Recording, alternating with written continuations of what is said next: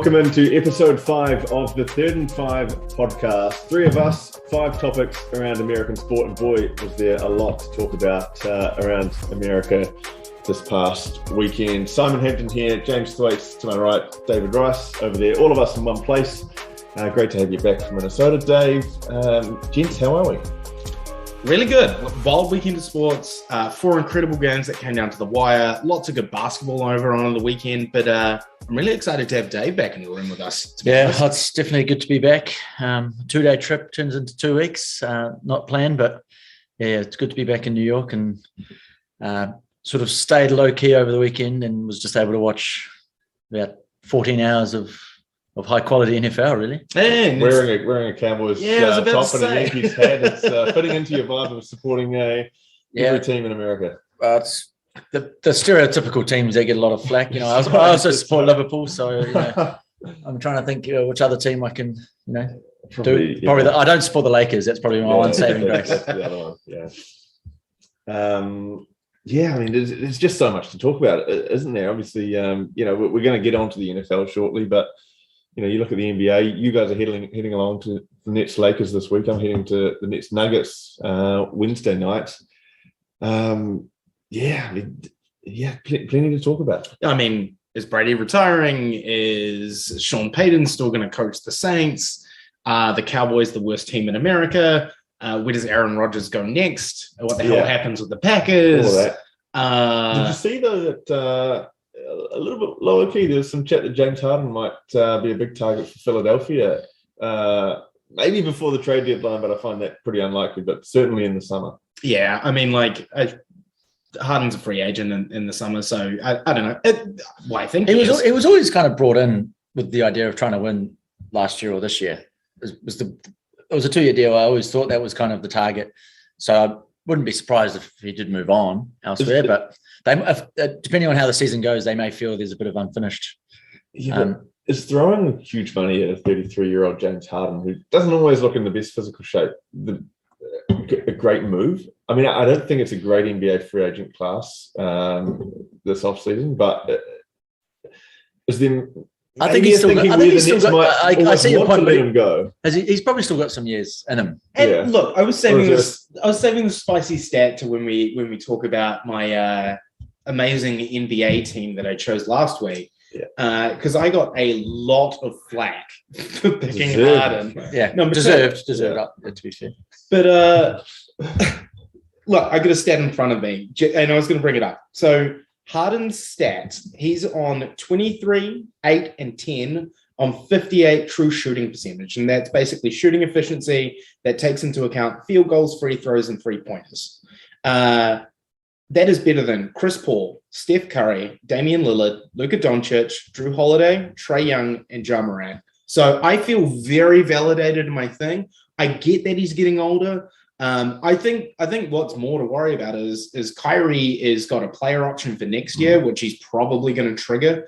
I don't know if he doesn't, but I think this year is going to decide a lot with what happens with James Harden. At the beginning, like when KD signed his extension, I'm not worried at all. Even if Harden goes, we're going to get talent. That's not a problem. I think Harden is going to lock up a big contract, though. He said, "Hey, everyone, don't panic. We'll get it sorted in the offseason." So I'm going to take his word. We'll see if it backfires. Yeah, well, you know, there'll be a lot to follow there. Around the leagues, there's not much else going on.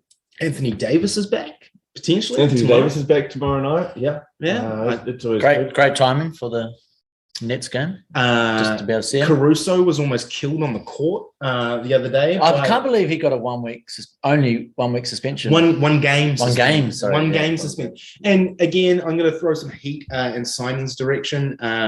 That Bucks team, like they just injured players. I don't know what it is. I'm sure it's not on purpose, but I'm gonna die on the hill that I quite like. I saw on Twitter about that injury and the foul. I quite like that someone put on there that, you know, because Caruso's out 6 to 8 weeks. Yeah, he broke his wrist. I think. So someone said the punishment should be how long Caruso was out Imagine if you did that in sport, like, because I mean, if you created like an ACL injury, then that would be quite a harsh precedent. And like when Giannis bloody knocked Kyrie out of the playoffs last year, again. The problem with that was you couldn't truly say that was intentional. You lit off that you're going to come in with some heat directed at me here, though, but I'm lost on what the heat was. You will find out.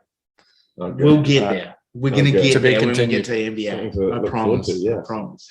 Something to entice the listeners to keep listening to this podcast. Well, let's rip right into it. As I said at the top, three of us, 5 topics that we talk about each week. I think there's only one place to start, really, and that is the NFL. Just touched on that. 4 brilliant games. Let's start with that Bills-Chiefs game. The last 90 seconds of overtime, of regulation time. I think it was 25 points scored or something in the last couple of minutes. Inside the 2-minute warning. Inside the 2-minute warning. Yeah, inside the 2-minute warning, 25 points scored. I don't really know where to begin with this, but was it the best game of football you guys have ever watched? That's such a fucking hard question. Yeah. Easy softball to start things off. I'll start with this. I think for me, I've only really been following really sort of, kind of a full time or been a really big fan, probably 5 years. Before that, it was, I'd watched some playoffs, the occasional big game that might get a mention when I was in the UK or back home in New Zealand. But so only really, I don't have a huge, I wasn't watching games from the mid 90s or late 90s, can't really draw on that. And there's always going to be recency bias. But from watching a game from start to finish, without doubt, it's the best game. And it's not just because it was a close game. And it was, when you actually look at the stats and the efficiency of both quarterbacks, the standard of play was unbelievable. I think a lot of times in any sport, people kind of, and soccer's a great example, people mistake a game going into penalty shootout's been an incredible game when for 90 minutes it could have been awful. Yeah. And so but this was absolutely high quality from start to finish. The games on Saturday, games from Saturday were amazing spectacles as well, but actually the games were pretty ordinary up until the sort of the back end. That's probably a bit harsh, but comparably to Sunday, I just think the standard on those 2 games on Sunday, and particularly the Bills-Chiefs and particularly the 2 quarterbacks, I think they're both completing in the 70s, 300 odd yards each, no picks, no errors really, no fumbles. You'd probably say the defense was a little bit suspect. With the Chiefs, they lost their star safety, and I think that was pretty evident in the touchdowns scored down the stretch by the Bills, and the Bills' defense is obviously highly rated. But I just think that it was just an incredibly high standard. Your 2 premier quarterbacks of the future and now on display and showing just how good they are. How good was Gabriel Davis? No one's ever heard of him. 4 touchdowns. Dave, don't start me. I've lobbed a little grenade. Yeah. You're both trying to bait me on this.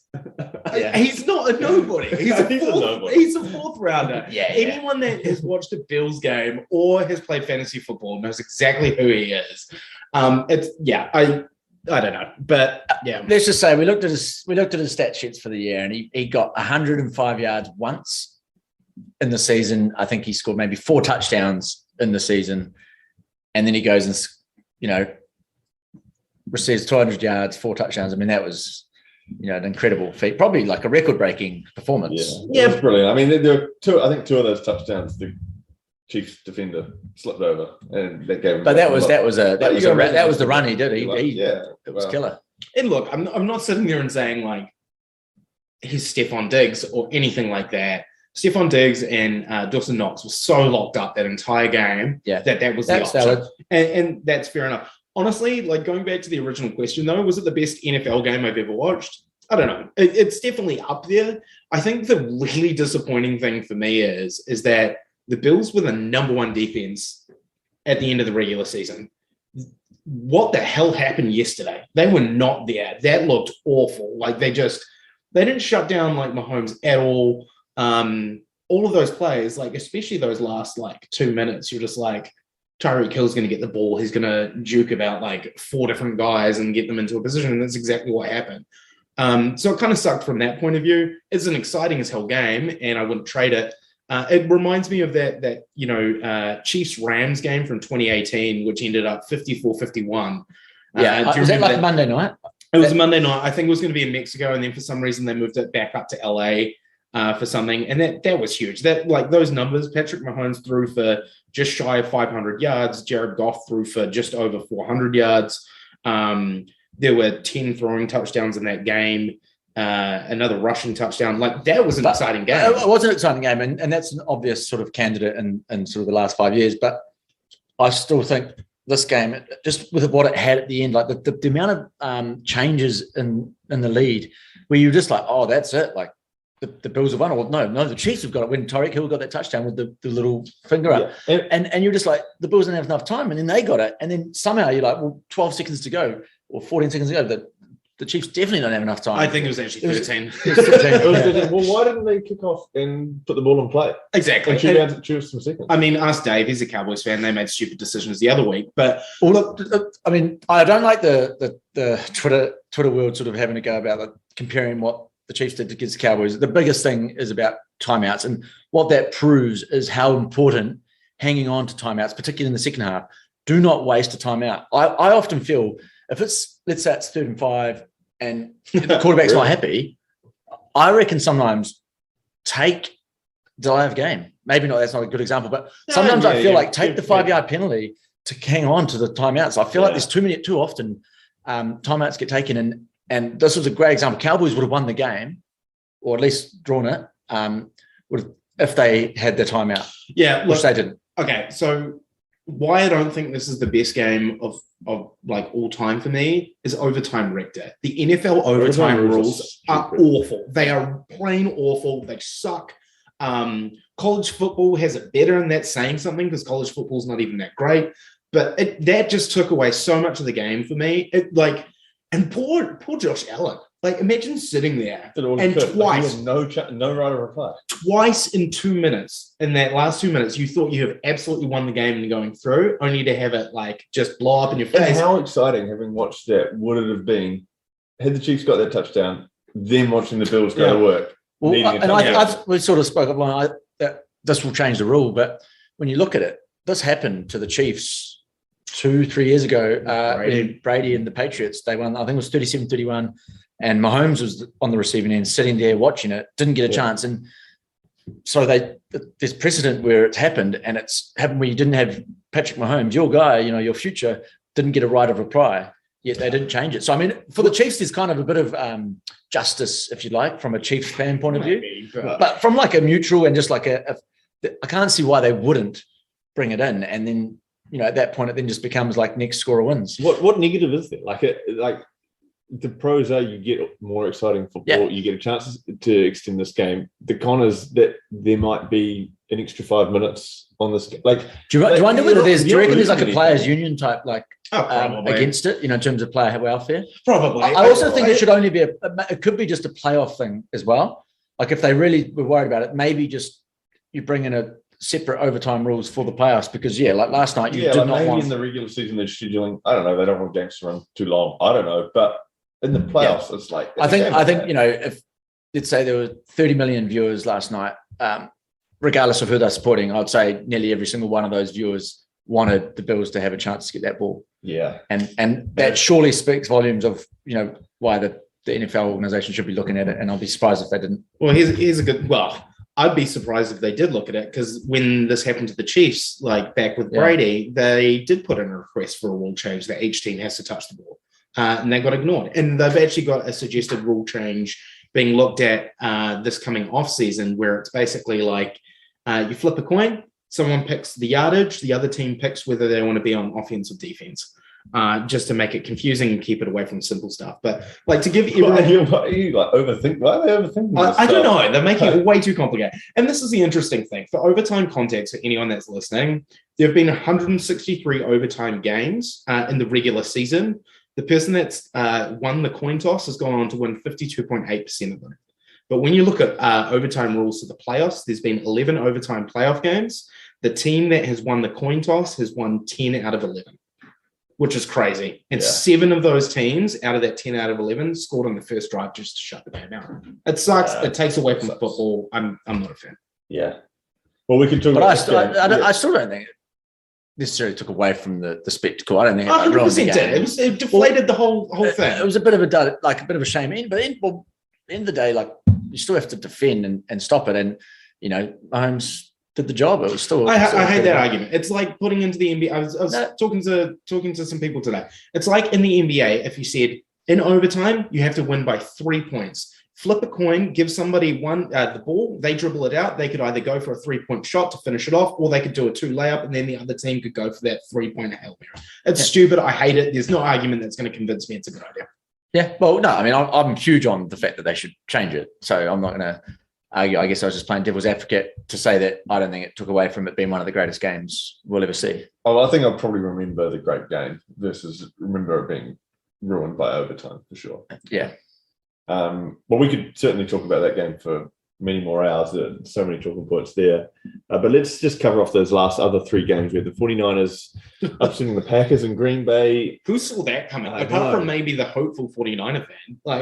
Yeah, crazy. Going up there to Green Bay, the Packers 8-0. I think we could just about combine 2 games here. Like both first team or first seeds who had that bye, get tripped up by, the lowest seed that came through the wildcard round, which then the Bengals and the 49ers. And it really drives me nuts because you brought that up last week and I shot you down. Yeah, I did bring it up. No. It's definitely a thing. Like I think you could probably go back on 10 years and I'm sure there's probably more wins by the top seed than not, but I think there's definitely it's a tricky game to get out of. And, we saw it as, Rodgers had his turf toe to recover, which gave him the extra week. You had obviously Derrick Henry getting back, that gave him that extra week. But on the same token, there's a little bit of momentum lost. And when you look at how Tannehill played, besides their opening drive, how the Packers offense played, both were awful, really. And, that's kind of what's decided it, because the Bengals and the Bengals offense wasn't amazing when you think of 9 sacks that Burrow took. The 49ers offense was awful. That they've been carried by the special team, and their defense. So, and they've made it to the championship game. And so, it was pretty wild results, really, that I don't think a lot of people saw. We got Shanahan twice in a row. He's just outcoached the team. The Packers looked awful. It was weird. There was also a weird play as well where I can't remember who the receiver was. I don't think it was Adams. I think it might have been Jones who actually caught the pass. He's running out towards the end of the second quarter, and he looks like he was going to cut inside for I don't know what reason. And basically, I think that hindsight's always 20/20, but that definitely cost them some points before the half. I don't know. I don't care for the Packers. I really don't. I'm okay. Moving on. I think it would have been cool to go to Lambeau and see Rodgers there, but also this is an organization that had 2 of the top quarterbacks of all time. When you look at Brett Favre and you look at Aaron Rodgers, Hall of Fame quarterbacks, yeah, and they have a Super Bowl each out of that. And I mean, let's talk about. We'll talk about the fallout for the Packers shortly, but let's just cover off the other playoff game, the Rams Bucks game. Obviously, there was 27-3 sometime in the third quarter. Mm-hmm. Brady comes back, and then Matt Stafford throws a brilliant pass to Cooper Kupp to set up a field goal for the Rams to win at 30-27. There'll be some Bucks defenders in the secondary that might be shot for letting the number one, the triple crown winner, to just run that route and not be covered, Cooper Kupp. But that was an amazing finish as well. Cooper Kupp, 183 yards and touchdown on 9 receptions. That's incredible. He had 11 targets as well. So there were 2 that the Bucks managed to keep out of his hands. Wow. That's outstanding. I think if there's anything that I could say about that Rams team that worried me was the usage of Cam Akers. They gave him a lot of carries. It was 24. I thought he was going to do better. He obviously had some mistakes in there. He's coming back from injury. They used Sony Michel once. I don't know if they're doing that just to keep him healthy for the playoffs. Brady looked like he was roaring back for a bit and was giving me those panic moments of that Falcons-Patriots Super Bowl from years ago. But yeah, I mean, hey, awesome Rams. I like to see Matt Stafford do well after battling for however many years in Detroit. Yeah, I think it's the Stafford-McVay combination is exactly, McVay's a pretty revolutionary, very young sort of head coach when he first got the role. I think he was 31 or 32. Mm-hmm. And so, I think he's just really loving having someone with Stafford's kind of ability and decision-making and arm strength. I think the crazy stat I saw from the weekend or, during the games was that Tom Brady was older than every single coach in the NFC. Did you see that? Every single remaining coach. Remaining, yeah. So apart from Arians, of the four teams competing on the weekend in the NFC, because you got it's LaFleur, Shanahan, who else we got? McVay. And funnily enough, they all used to coach together on the same team. Obviously not. Obviously isn't older than his coach, but no. of the opponents, which is just crazy. I mean, yeah. It's a reflection that there's this new wave of coaches. There are in their sort of 30s, early 40s, and then obviously Brady. A few sports, yeah. Well, baseball's got a lot of young managers these days. It was interesting when McVay first got in, and I don't know if you both remember this, and this is probably going a bit deep, but a lot of other teams picked up these young head coaches, and everyone thought they were panicking trying to find the next McVay. Yeah, and it's actually kind of worked out all right. Yeah, we'll see if that translates to the head coaches positions that are open at the moment. But yeah, fantastic game. Love to see the Rams go through. Yeah, I'm a big fan, and pretty much any of the sports of having different winners on year to year. So Bucks had their year. I don't want to see the Bucks win again. I was pretty firm on that when we made predictions a while back. I was more than happy to see the Bucks not anywhere near it. And that's not because I hate to see Brady do well or the Bucks do well. It's just, I'd rather see a new champion crowned. Yeah, for sure. Yeah, well, I mean, speaking of fresh champions, that Bengals-Titans game was pretty surprising to me. I thought the Titans absolutely were going to kill the Bengals here, and I was very wrong. I picked the Bengals. I know. I had a feeling. Out of in the heart or in the head or both? A bit of both. Yeah, it was the way the best picks. I love watching Joe Burrow at the moment. I think he's great. But yeah, I don't know. Didn't have a lot of analysis to put into that pick, but it was just. Yeah. I actually have there's a bit of excitement, and I know we'll get into it, but in terms of looking forward, we'll probably jump in the gun. But Bengals Chiefs had a pretty good game in the regular season not too long ago, and I think there's some excitement there. So it was a good team to get through. I think they're a more exciting team than the Titans. Well, I think the Titans could have been, but Ryan Tannehill just looked awful. All the Bengals defense looked amazing, depending on what way you want to spin that. He threw 3 interceptions that game. He had the highest red zone interception rate in the entire NFL, over the season. Derrick Henry, understandably, he had 20 carries, but he did not look like Derrick Henry. Himself, yeah, correct. I think that for me, the Tannehill, sometimes interceptions can be harsh to be on the quarterback, but the last interception, when you're trying to close out the game, and it was probably to go into overtime, and he threw. It was such a poor pass into middle of 3-4 players. They got tipped and intercepted. It was.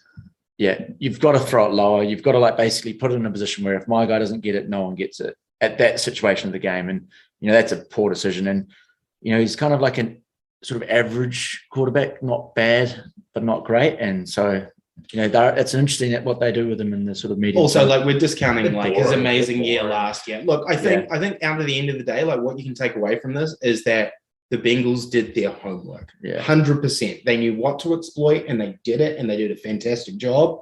All credit to the Bengals. Love it. Super exciting. Well, I'm going to use this as a segue into the next topic, which is to look out at where these teams that got eliminated go to next year. So what do the Titans need to do you think, to take the next step? I don't know. Can Ryan Tannehill be a Super Bowl quarterback? I think Tannehill can be great. Again, he had that fantastic year that, last year and the year before. He got a big contract extension for a reason. Yeah. Their team was banged up the entire year. I don't know. They need to just come back a bit healthier. And that's for sure. I think, I think the 49ers are an example where you don't have to have a great quarterback and you can go deep. So, and again, like I said, I'd put Tannehill ahead of Garoppolo. But, I think they've got, if everyone can stay healthy, Derrick Henry is obviously an important part. And, I really rate AJ Brown. and with But Julio as well. they're going to have to go through the Chiefs and Bills. Oh, yeah. And this is the thing. And Bengals. Bengals. now. Bengals are trending up. Yeah. Without taking the shit out of your Cowboys too much, this is another team where I think like the door for a Super Bowl is only open for so long. Yeah. All these players are on a lot of money. They're so old. They've only got a small chance to get through. And like, it wasn't this year for the Titans. It's maybe next year, but beyond that, unless they get like you've got to give it it a crack, even though it's going to be hard against those teams. But yeah, I just I think it's a tough road. I think the fact that they top seed, that was sort of out of nowhere. They were dark horses there, and so they were able to win games. They were getting through, and winning games in the NFL is not easy, and they were able to get 11 or 12 wins in the season to get that top seed with half the season without Derrick Henry. So they've definitely, I rate the coach, and yeah, I think they don't have to do too much, and they could still be in the mix. But as you said, it's going to be a challenging. AFC's very good at the top now. Yeah, the AFC is very challenging. Let's look at the other teams. The Bills, I don't think there's tons to talk about there. They just basically need to run it back and hopefully finally get over this hump and beat the Chiefs in the playoffs. Yeah. I wouldn't be surprised if they're playing off in a high-stakes game again next season. Yeah, I think like with the Bills, maybe get a bit more confident on defense against the Chiefs, but probably replace your offensive coordinator and defensive coordinator, because I think those are both potentially on the move over in the offseason. Yeah, maybe get a bit more help at wide receiver. Gabriel Davis is pretty Gabriel Davis is household name wide now. receiver one. I mean, we're expecting to see them in divisional or championship games for years to come. This is the Manning Brady. This is the Manning Brady next year. Yeah, which in absolutely. Oh, well, the AFC, it's going to be fantastic with Burrow and Herbert and all these other quarterbacks there. But let's not talk about that. Let's talk about the old guard. The other two teams, the Packers and the Bucks. Let's start with the Bucks. Yeah? Yeah. Let's Tom start Brady with the Bucks. coming back, do you think? I don't know. If he doesn't, I mean, he's come out today and said, look, like on his podcast, I am going to take some time away. I am going to think about the impact that it has on my family, because when I play football, it is taking time away from my kids and things like that. If he walked away from football, like, good. I think that's a great decision to do it. He's got nothing left to prove. He's the greatest of all time to ever play that sport, if not sports in general. And I think I do think he comes back for one more year. I reckon he's doing an MJ. This is the last time. The Bucks did pick up a second rounder quarterback. I think his name's Kyle Trask in the draft, the 2021 draft. We obviously haven't seen him because TV12 has been there, but you probably can't understate what spending a season under the guidance of Brady and seeing what he does and how he goes about his business and just that knowledge could do to a young player who we haven't seen, which obviously who knows. But I'm going to go against you here. Remember, Josh Rosen did that. Wasn't he at the Bucks, and he was a massive blowout, obviously, for other reasons. But yeah, I don't know. Well, who was he? Who was the quarterback? Brady. I don't know if that makes a huge. I might have a little bit of a. I mean, it's going to be 98%. Yeah, it doesn't give him. Just goes quality individually, and they might give it a couple of. Well, I guess my point is he's a second round pick, so he's obviously it's not going to hurt. Decent. It's not going to hurt. But yeah, I mean, it'll be interesting because if Brady stops, then they're going to be going. Are they going to try and go into the pool of QBs that are going to be joining? Because this is the interesting thing, and so Bruce Arians came out today when asked about Tom Brady, how he'd feel about it. He said he was confident with his two quarterbacks that he's got there. The quarterback that you just mentioned being one. But the other thing is that they're open to anything, because that's exactly how Brady fell into their lap.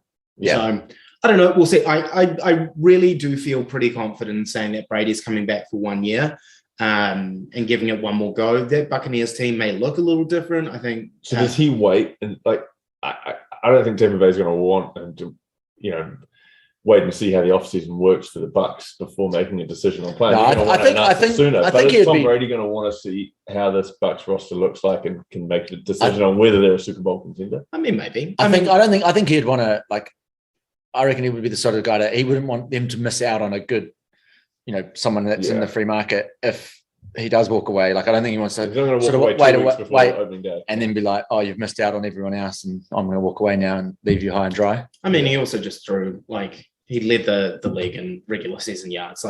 I think he's coming back. MVP. He's clearly. I don't know if Gronk comes back with him. That'll be the interesting thing. I reckon those two will get together. He's a free agent in the offseason. I think Godwin is as well. Yeah, and a couple of teams. I think we'll see. Leading the passing yards and like the stats that he pulled up this year, which is the best I think he had done personally for good 10 years.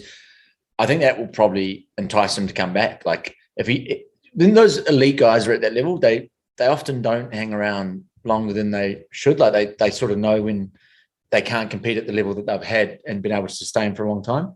But he's proven this year that he's still got it. And I think quarterbacks today probably benefit from like the protection you get from the refs. So I think, he by all means probably gets, if it was the 80s, I don't think he'd be playing until he's 44. Let's say that. Yeah. I mean, the other thing is like, even on paper today, you take out Goldwyn, you replace Goldwyn with like Juju Smith-Schuster, Devontae Adams, whoever it may be. They're still going up against the Saints, Falcons, and Panthers every year. Like, I mean, is Darnold still there? Like, who's the quarterback of the Saints? And then like Falcons is like an aging man. But it's amazing how a few years. That's the thing about the NFL, and that's kind of part of its appeal. Like, go back 3-4 years, and the Bucs were the easiest beat in that division. Yeah. So it's incredible how quickly things change. What about Aaron Rodgers? The Packers, I was looking at an article before, and there's been articles coming out all season. The Packers have a massive problem, and that's the salary cap. They're about $50 million above the salary cap at the moment without like re-signing Devontae Adams. Like there is no scenario that Aaron Rodgers stays at Green Bay. He either retires or he's being traded to another team. There's no third option. Do you know how many years he's got left on contract? I think it's just the one. 1 year, I thought. Yeah. Well, retirement's boring, so if he's traded, I think. Well, there's a lot of potential spots there. I think the other thing with retirement, and this is kind of shifting a bit out of the NFL world for a moment. Over here in America, Jeopardy is a big thing. There were rumors that he wanted to host and get into the entertainment world, and he did. He guest hosted. And then he obviously had those interviews about COVID. Turns out he may have misled the media when he said he was vaccinated or not vaccinated. And the public opinion over here shifted of him. So I reckon maybe he's on a bit of a rebuild tour next year. He goes somewhere. No one gives a shit. Teams will not care about teams won't give it. But if he wants to do Jeopardy, won't give it a shit. But I think if he jumped out and tried going into the entertainment world, he's taking a step back there. Yeah, okay. I think similar to where Brady managed to fall into, to the Bucs and find himself in a contender. Rodgers, I agree, he's probably leaving Green Bay, but he's only playing on if I think he feels like he can go to somewhere where he's a shot. I mean, one more chance for a ring. I don't. Why would he just play another year and just play for like an inferior team that he is now? Yeah, was he got like a no trade clause where he can sort of decide who he's going to waive that for? I think so. There was chat, I think, in the offseason as well. There's a lot of rumors circling around it. It'd be interesting because I think, like, if you look at teams where you could probably slot in an amazing QB like Aaron Rodgers and probably do a decent playoff run, you're probably looking at, this is going to be very biased, you're probably looking at the Eagles, you're probably looking at the Broncos, you're maybe looking at the Saints with their coaching. And again, like, I don't know if it turns into a bit of a combo deal where Rodgers goes somewhere with Adams and they play together. So I don't know. I could see the Saints. The Saints kind of works. But like, I think that the headline out of here is he is 100% not at the Packers. They're in full rebuild mode and they will be for a few years. So Jordan loves the QB there. Which probably really spices up the NFC North. That probably really opens it up to, it's been through Green Bay for as long as I can remember. But oh God, the NFC North is going to be awful. It is. So it's going to be like they're going to be the new NFC East. You beauty. I mean, and obviously what happens with Kirk Cousins is the Vikings. Like, otherwise it's Vikings, Packers. Kirk Cousins and the Vikings will watching that very closely because they will become the overnight favourites to sort of win that. Plenty to watch there. Let's have a look ahead of the conference finals this weekend. So both games Sunday, both games Monday. If you're listening in New Zealand, so that's very exciting. Back-to-back games. The Bengals first up, traveling to Kansas City. Kansas City coming off that wonderful win. Do we give the Bengals a shot to make it to the Super Bowl? Look, I I said at the very beginning when we first started the pod that I thought the Bengals were going to make a deep run in the AFC. I doubted them last week against the Titans. I shot myself in the foot. The Bengals obviously beat the Chiefs 34-31 January 2nd. I don't know. At this point, we're going to have another great game, I think. I think it's going to be very cool, but I don't know. Like the Bengals in that game, they had Jamar Chase, who had 11 receptions for 266 yards and 3 touchdowns. Can we do that again? Like, I don't know, maybe. I think he can, He's the sort of guy that can. Yeah. So, I don't know. The one thing that, sometimes, and that was week 17, I think it was, like very late in the season, sometimes those sort of games happen and you're like, doesn't really mean much, shouldn't read into it. But that cost the Chiefs top seed. So it wasn't like it was, the Bengals had, because the Bengals kind of had to win to sort of get in the playoffs with that. And that won them the AFC North. But that also cost the Chiefs, that week off and that top seed. So I think, the big thing was it was in Cincinnati. So I think that the home field advantages, which didn't necessarily decide the games on the weekend, but you definitely saw a lot of flags conceded through false starts by the opposing teams or the visiting teams. So there definitely was home field advantage all weekend. You could feel it. And so Arrowhead's definitely another one where it's going to be loud. But so you're taking the Chiefs? Give me a team. I can't make a decision, so I'm just going to choose the team that you don't pick. Given how betting went last week, you should probably listen to me and choosing the team that I picked. Yeah, we're going to get to your victory lap soon, mate. One from four on the picks. It was brutal. And I was even I didn't think the Packers would cover the line, but I didn't have the balls to actually go for the 49ers. And let's stay on topic though. Who are you guys taking then? Who's going to win it? I think the Chiefs in this one. Yep. I just think there's the thing was more probably. One argument could be that the Chiefs, that such a roller coaster of a game, and to get through that, it can sometimes take the wind out of your sails. Once you finally get through it, but I think the Chiefs, given that they've been there, done that in the last three or so years, I think they're going to benefit from that. And this is, I believe, it's their 4th straight AFC Championship game.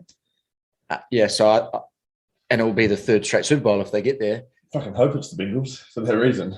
Exactly, and like I said, I like to see different teams. So I'd love to see a Bengals win, but it is pretty hard to kind of go against the Chiefs, and it's probably the fact that the Bengals O-line is probably going to is the difference maker here. Yeah, I mean, Kansas's defense is shit. Look, I'm going to go against my head here. I'm going to go with my heart on this. I say the Bengals take this. I like it. Yeah, why not? Good stuff. Yeah, they're more of an exciting team. Let's go. Who day? Chiefs are an exciting team, mate. They're exciting to watch. They're not exciting in terms of us being a Super Bowl. Here's a good question to you both. Are you starting to hate the Chiefs now that they're turning into a dynasty? Because there's a little bit of that for me. Seeing the arrogance of Kelsey and Hill out last night, I hate Hill with his peace sign. I mean the biggest thing to hate about the Kansas City Chiefs is Jackson Mahomes, and that's a fair call. Anyone that doesn't know who that is, it's Patrick Mahomes' brother, who's everything that's wrong in the social media world. Can you give our listeners maybe a little bit more information? In brief, he would take advantage of his situation by going to places and demanding free stuff because he's Patrick Mahomes' brother. Okay, yeah, and then putting him on blast on social media. I think he was doing a TikTok video on sort of a memorial site that was sort of put a temporary memorial site for someone that had passed away, on Arrowhead that they were doing earlier in the year. Just tasteless things like that, and he's got a social media influence because of zero that he's done in life. It's all, it's all brother off. All right, let's talk about that other spicy game we got this weekend. 49ers traveling down to SoFi Stadium. Battle California. Potentially for the first of 2 trips to SoFi Stadium, if they can win and make the Super Bowl. Let's run through the earlier matchups because this is a divisional matchup. 49ers beat the Rams 31-10 in November. And then had a 27-24 overtime win in January. So 2 wins. the most recent one was a lot closer. And that was needed. That was the one that didn't get in, right? The 49ers? Yep, I think so. Yeah, 27-24. Yep, last week of the season. And they were awful in the first half and came back, yeah. Yeah, I mean, like, who are we to write off the 49ers after going into Lambeau and getting a win? But the Rams are definitely going to be heavy favourites, I would think. Well, the interesting thing about this is, like, each of those two games, Stafford is thrown for 2 picks in each of those. So the 49ers defense was good in those ones. What I want to know is now that Von Miller's there, he was obviously there for that overtime game. Is that the difference maker? And he looked quite good. He's looking better and better. He looked way better. Yeah. He has not looked himself like since he got to like LA, but he is finally. I think both playoff games. I think he's sort of grown another leg. Or he's, as you say, he's become his former self when he was. I don't know what it was that took him a while to get going. You sort of just expected him to be his. Yeah, they didn't pick him in that earlier game as well. Yeah, and he's improved as well. I think we've spoken, I think, before, like when it comes to these crunch games and key moments, like defenses often play such a key part. It certainly didn't in the Chiefs Bills game, but when you get closer to the Super Bowl, it does make a big difference. And the 49ers, they're the less exciting side of the two if they were to get through, and it will be on the back of certainly the strong defense. You grind it out, you keep the score low, and you build pressure on the and heavily as you pointed out, opposition, and that's when Stafford mistakes happen, and Stafford can throw picks, and then they can grind out a win. I certainly see it. I think the 49ers have a better chance of beating the Rams than the Bengals have beating the Chiefs, even though I think the Bengals do have a chance. I think it could be pretty close and exciting. I think the Rams take it though. I really do. I just don't see a world where they don't. I think but then again, I didn't see a world where the Packers wouldn't win either. With the 49ers, on that game, like on Saturday, like they looked banged up. Just everyone was like, Kittle took some knocks. Like it's incredible how these guys just sort of, I'm sure they'll play like you wouldn't even know they're injured. This weekend, that's part of their 4-month seasons. They just get through, do what they have to. But they appear far more banged up than the Rams, and I think that to me is the difference maker. Like I think a fully fit 49ers team, Deebo Samuel is probably, I would argue, right up there as the most dominant player in the NFL right now. Obviously, it's always going to be quarterbacks like heavy. Oh, but outside the quarterbacks, he has been like he's created a new position. Well, this is what I was actually saying to Simon when we caught up over the weekend. I think I was talking to you, who knows? But basically what I think we're seeing like in the NFL at the moment is this big shift, which we haven't seen before, where you're right. Like it's almost this new position that's being created where the wide receiver is turning and shifting out and coming off the line, coming back in, grabbing the ball and running it way more. I think we're seeing it a little bit with the Eagles. I think we're going to see it more and more and more until defense can build schemes to basically shut this down. The Chiefs flirted with it. Tyreek Hill did it a little bit a few years back. That was, and he would always, if he got hit, he would get smashed, but he'd always sort of get 10 yards, get the first down and sort of run out. He'll get on the outside because he's just so quick. And I think, the 49ers and the Debo's just brought it to another, just how regularly they're doing it. And yet teams, especially my Cowboys recently, just couldn't stop it. Yep. All right. Round the table. Rams. Yeah, Rams. I think I'm Rams as well. So 3 on the Rams. 3 topics on the NFL. We should probably talk about something else at this point. As good as the NFL is at the moment, as exciting as this weekend is going to be. Back to back on Sunday, those 2 games, and Monday if you're in New Zealand. So very exciting stuff. But let's move on to the NBA. Last week, we did quite a fun exercise where we drafted our NBA All-Star teams, obviously picking different players. I'm just going to run real quick through each team. So I had Kevin Durant, Trae Young, LeBron James, Chris Paul, Draymond Green, Rudy Gobert. Thwaites had Jokic, Harden, Steph Curry, Luka Doncic, Jimmy Butler, and Karl Anthony Towns. And Dave had Giannis, Joel Embiid, DeMar DeRozan, Ja Morant, Devin Booker, and Donovan Mitchell. There's a bit of chat around social media and in various group chats about whose team was best. It was pretty unanimous that Dave's was third. It was very unanimous the days was third. And like I think this kind of plays into both what Dave and I did, which is I don't want to speak for you too much here, Dave, but I definitely panicked with one of my picks. You potentially panicked and pulled the grab DeMar DeRozan. I panicked with all my picks. But yeah, it was brutal. Just sitting there and seeing all my friends just basically come in and say, Sai's team was better. How do general managers do it? I was nervous when I was on the clock on our podcast drafting a silly little all-star team. Imagine trying to draft for the top overall, and you're just thinking, but what if this guy? What if? And look, like I still think I'm very validated in that pick for James Harden, and considering that, like those stats I read earlier, and he's better than Trae Young and stuff like that statistically this year, because we were talking about this year. But unfortunately, I think Sai's team with the defensive powerhouse of number 1 and 2 defenders of the year being Draymond Green and Rudy Gobert, that they would take that, which makes me die a little inside. Yeah, well, that's victory lap number 1 for this episode of that, and we'll talk about the bets later, and we'll do another victory lap. Do you want to apologize for your team though, Dave? I feel like I went very heavy on who I thought were kind of form guys of the season. Yeah, they're exciting. No, like Ja Morant's a good example where obviously has no real it was decent last year, but he's playing at another level this year. So and DeMar DeRozan's another example where he's been in the league for a while now, but he's really elevated his game. He's had a lot of game winners. So that was kind of the angle I went with. The probably what I would have done is I should have done either Luka or Steph, probably Steph Curry when I picked DeMar, and I would have got DeMar later. And then I also forgot about Ruby. Rudy was the last pick. Steph Curry went low. Yeah, Curry was like the 9th pick or something. But like one of the other things I'd love to do is eventually, like at the end of the season, just to attempt to make myself feel better, pull out the average stats and just have a look at where that ends up. Yeah, we can do that. Yeah, we can do that. I did look on the weekend, when I was going to try argue for my team.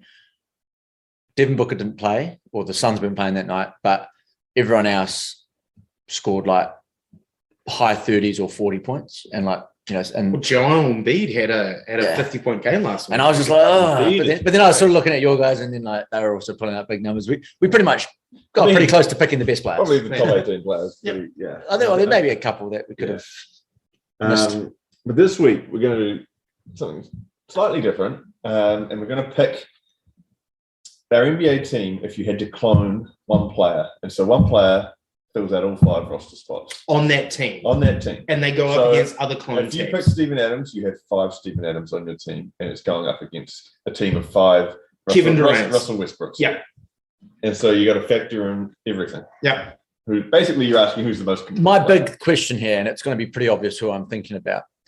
Can said clones? Can you then train them separately, like in terms of like build muscle? Different jersey numbers. Can they Can one guy just have leg day every day? Correct. Can a guy go on like he has to eat 6 chickens a day to just bulk and no, they're playing the same day. They're drafted in this playing the same day. What would the end result be out of that, apart from like building a guy that has like one monster right arm and no left? You just need Kevin Durant. Bulk up.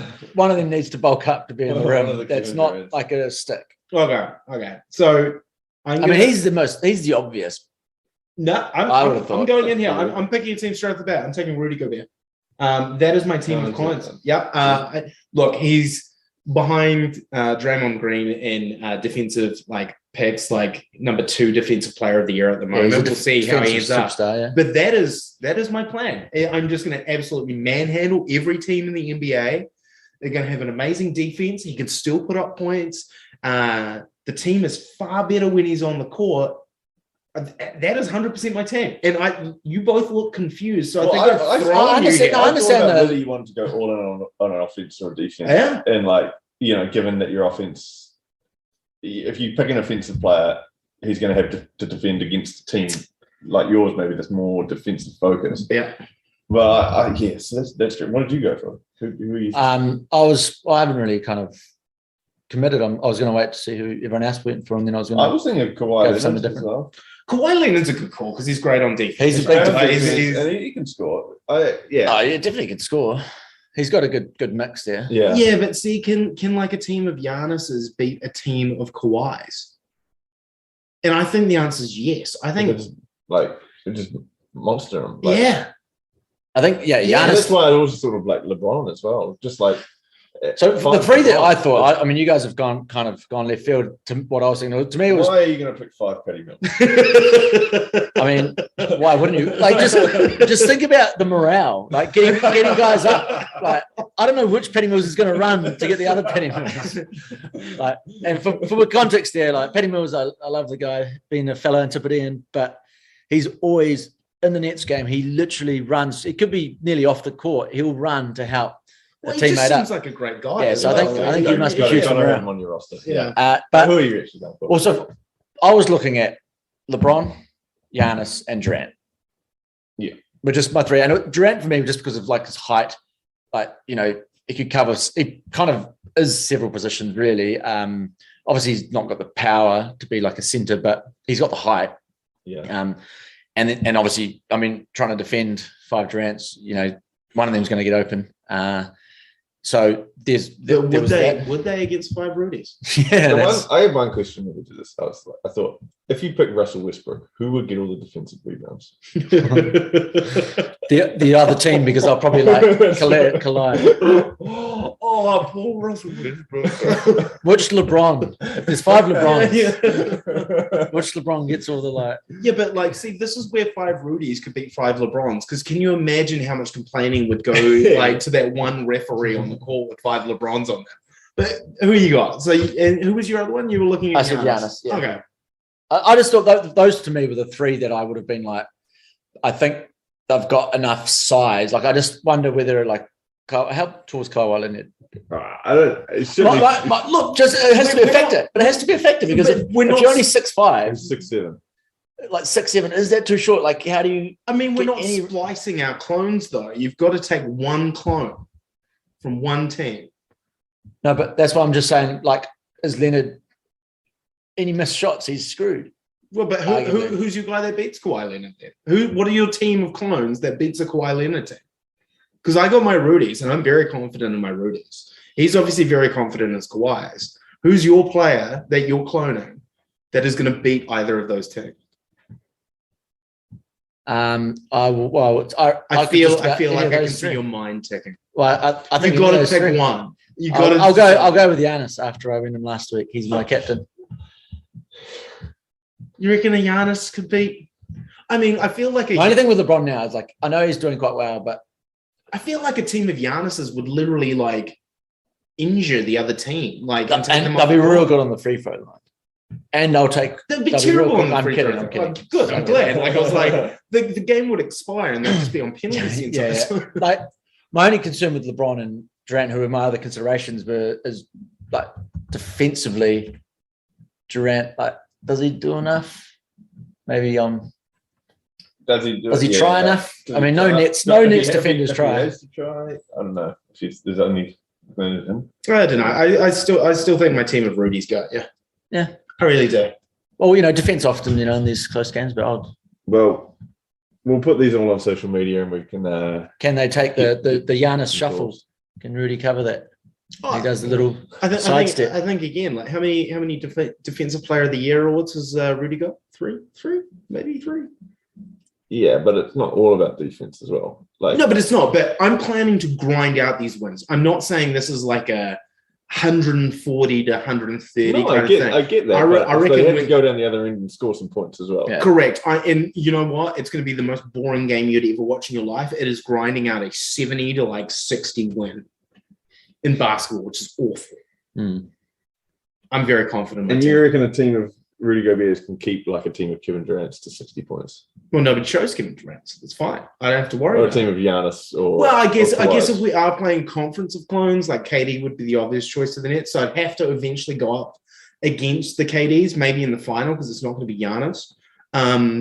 That's how confident. Well, if you're playing a season, then you've got to think about age as well. Because he's certainly not. I don't think That was my other thought with LeBron. Was like he's just getting a bit on, and it's not. He's still playing offensively pretty well. I mean, Rudy Gobert is 7'1". He's got a 7 foot 9-inch wingspan.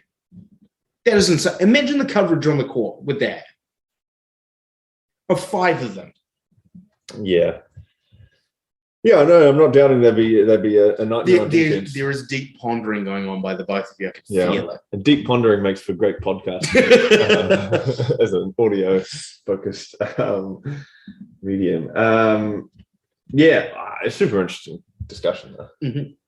There's many ways. And I think it's a good angle. Like I said, the three I was thinking of are pretty boring picks. I would think a lot of people would have gone in that draft. Well, do you go? LeBron. Do you look for a more complete player, or do you go for like a more specialized defense, position, more focused scorer?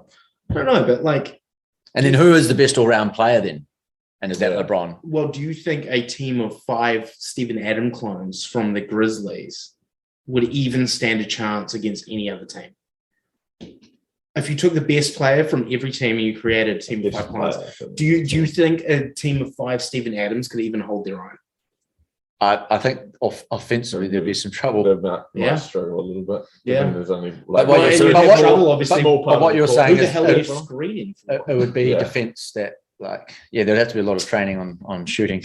A few is it 1 3-pointer he's ever put up in his career? His best chance, it's only 5-on-5. His best chance is to get other guys fouled out.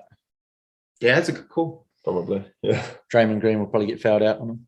Well, I almost went with Draymond Green, but then I was like, what about Draymond? Yeah, no, I steered away from it because I like the blocks that Gobert's got. I like his offensive output. So very happy with my decision. Jokic is another one. I thought that I did think about Jokic. I just wanted to mix things up. But he was another one that I think surprisingly good shooter for a big guy.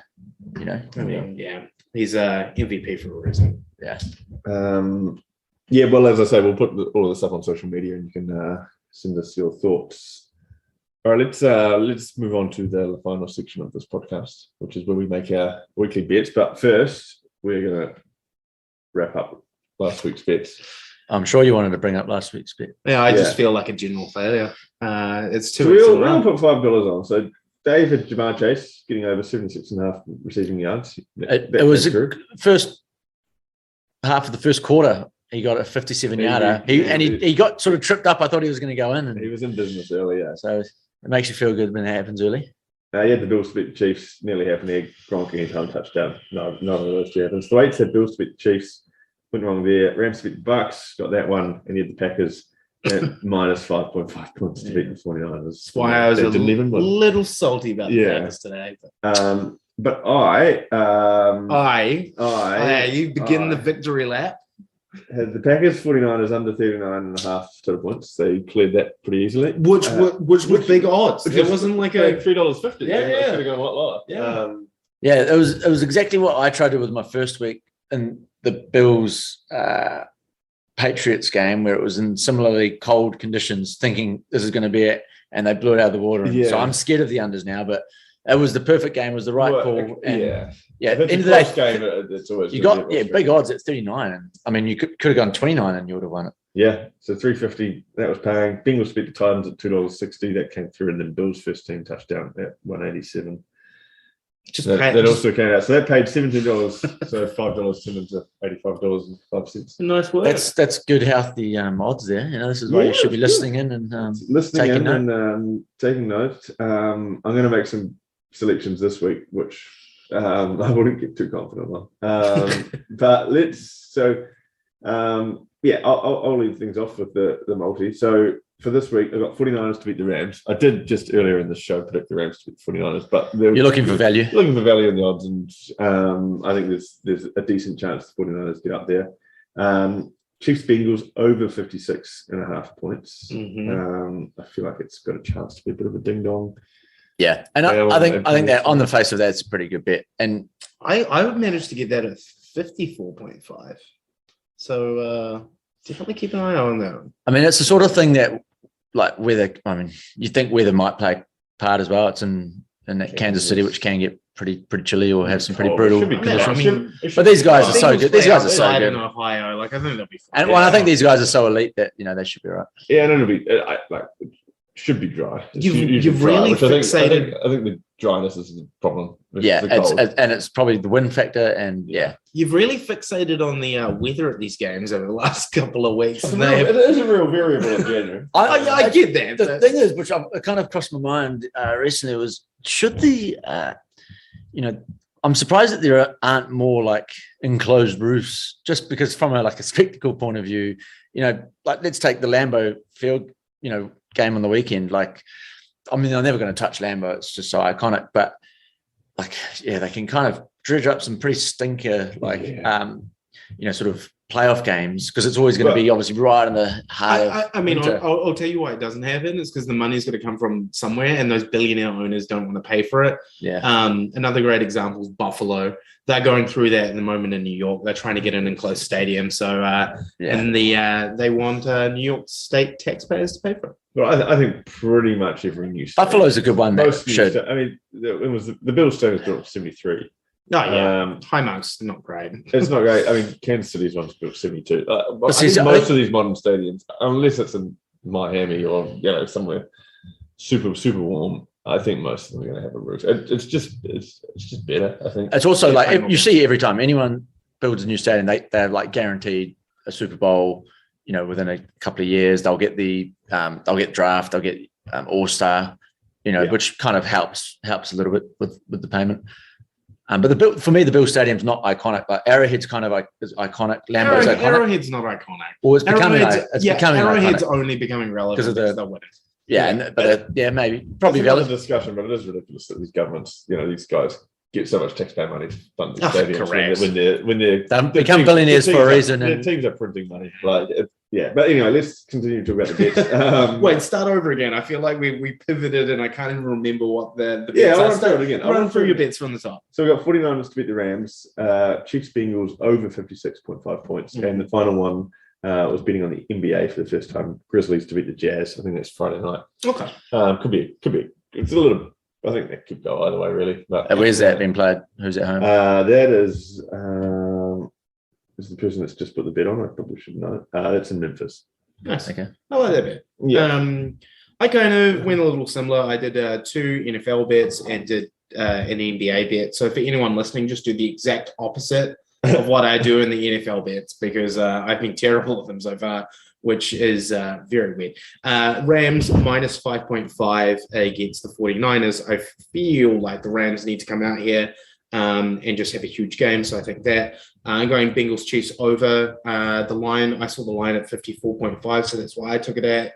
If it's at 56.5, I'll probably still take those odds. And then I've got the Nets to upset the Warriors on Saturday night, which is Sunday in New Zealand time. So it'll be a good game, though. That'll be a lot of fun. Honestly, NBA fans, there's a lot of good games on this week, like a lot. So can Kyrie play in California? Yeah, it's good then. Yeah. It's just New York, right? Just New York. Yeah, it's always just there, like, because you're not a resident there. Right. So I don't know if the Californian players can. No, they can't.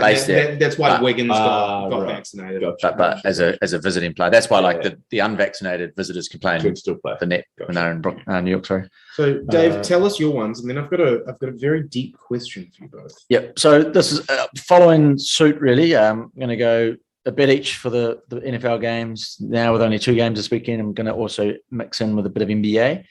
So first one, I'm going to back the Chiefs to cover the line. The line at the moment it's telling me it's -7. It's normally 7.5 or 6.5, but I'll back the Chiefs to cover the line wherever it sort of moves to. But it's going to be around 6 or 7. And then in the 49ers Rams game, I'm going to get on the best receiver this season, Cooper Kupp, and I'm going to back that he's going to get over, and it's at 105.5. I think that's very high, but yeah, I mean, how many games has he had over 100 yards this year? Is it 13? A lot. Something. And the game he played, what did you say he got earlier in the year when they played 49ers? Wasn't it? I don't even remember. Yeah. Anyway, I'm back in 105. Nice. Like I often want to go with the line, so you can support when he's getting the yards. Like it's not enjoyable if you back against the line and you're sort of like, you go down. So you got 118 yards in that overtime. There we go. Yeah, that's all I need. And then I want to bet on Sunday because I don't want to bet on basketball before then because I don't want to be out, was my logic, which shows you how much confidence I've got. Mm-hmm. So I found the game I like, Nuggets in Milwaukee, and I'm going to back the visitors, the Nuggets, to I presume the odds aren't up yet, but I presume that will be an upset of the Bucks. Nice. And that'll give me a little bit more value after 2-line bet. Yeah, we don't have the odds right now, but we'll I think a lot of those NBA games this weekend have posted the odds. So we'll get those up when those odds come through. But that's some good mid-season NBA is kind of hard. Like I feel like some of these games can be a little dark, right? And like when I was looking at the Warriors games, like at the moment the Warriors play a couple of games. Klay Thompson's questionable at the moment, so I don't even know if he plays on Saturday. And it all comes down to that. Are they resting players? I haven't looked. We haven't probably looked too much into Monday. We haven't looked too much into whether there's like back-to-back games. That's obviously can play a part. Yeah. So here's my deep question for the both of you. Would you rather take a full-blown throw from Josh Allen, football to the face, or a spin ball from Patel, Black Cap spin bowler? AJ Patel. Yeah. To the face. To the face. He's bowling a spinner, like he's bowling a leggy. He's bowling a cricket ball. Yeah. He's an off spinner, I think. Yeah. I'd take AJ Patel. Yeah. You take AJ Patel? Okay, cool. I feel like a football, the way he throws it, has a shot. I know you're going to say, because I have seen there was a thing before the Chiefs-Bills game, and it was some competition, and it was showing how fast they threw the ball, and I think it was like 60 miles. Josh Allen, 62 miles an hour. But that would... Just the comparison, like that would hurt, I believe, far more. No, because the point of a football as well. Yeah, I reckon it's covering more surface area though. So I think I'm going to take the cricket ball. The point of a football is going to have less surface area. Have you seen those weird slow-mo videos though, when people get hit with a football, how it just mushes into their face? I'm going with a cricket ball here because it's not going to I would love to hear what other people think on this. 62 mile an hour, which is over 100 kilometers. A little bonus sixth topic. Yeah. 100 kilometer football throw from Josh Allen to the face, or a it just comes at a far more aggressive, velocity. I mean, it's rolling the arm of versus hiffing a ball at your face. It's sort of, you feel like that is going to hurt more. You guys have your cricket. I have my Well, we'll reach out to the Buffalo Bills team and see if we can find the exact answer. We'll see if we can get Ajaz Patel over. MRQ spot back. We'll get Allen here. You can line up. You can take that ball from Allen to the face, and then I will take the cricket ball to the face. No, you can't have two people doing it because we're all going to have to do it all at once. Or one of us does both of them. Yeah. Well, you can't do both of them because your face would need to recover between the time. Because there's broken stuff, I'm sure. It's like a mini car crash. Maybe you do a coin toss to see which one comes first, and it's similar to NFL overtime. And the one that goes, it's lopsided because the one that goes. Maybe the one that's lost the most amount of money in our multis over the season has to take the short straw. Takes broken bones in the face. Right. We probably need to get Josh Allen to agree to this. Can you harm one of us, please? Wow. I thought you were going to go with a punch, take a punch from Mike Tyson or something. I was like, that's generally not going to be any. I'll say no to that one. Put you to sleep. All right. I think we're wrapped up. We're done. Nice. Another episode in the can. Episode 5. Done and dusted. Enjoy your week, lads. Thanks for listening to 3rd and 5 podcast. We'll be back next week on our Super Bowl participants and look forward to discussing that and more. See you then. Thanks. Thank you.